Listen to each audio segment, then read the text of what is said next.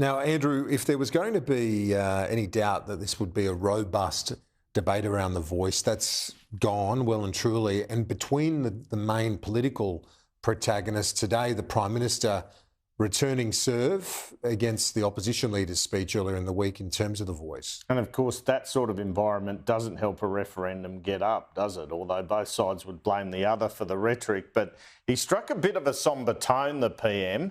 There was no Martin Luther King-like killer line here in his speech on the referendum bill, but there was an impassioned plea towards the end, a plea to white Australians to understand the plight of Indigenous people.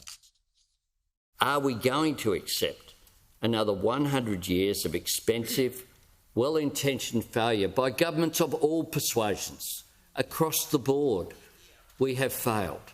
For just a moment, put yourself in the shoes of the people calling for this change, because for most non-Indigenous Australians, this will make no difference to their lives.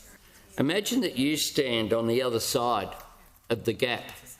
Imagine your brothers and sisters are likely to die a decade younger than the general population. With humility and hope and optimism, I commend this bill to the House. The question is the bill... So the PM also had a bit to say about Peter Dutton and Julian Leeser and their interventions on The Voice.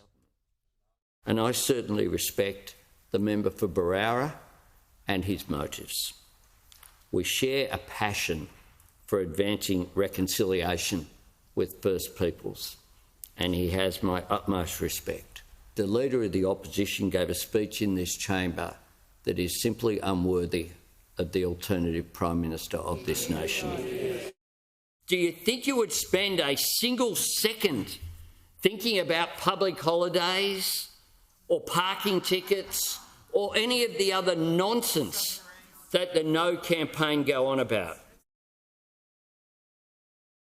All right, we've got a pretty full-on 4 or 5 months before this referendum. We had these revelations in The Australian today that the New South Wales Supreme Court judge who found murderer Chris Dawson guilty, Ian Harrison, had emailed from his court address the Nationals MP Pat Conahan condemning his speech on The Voice.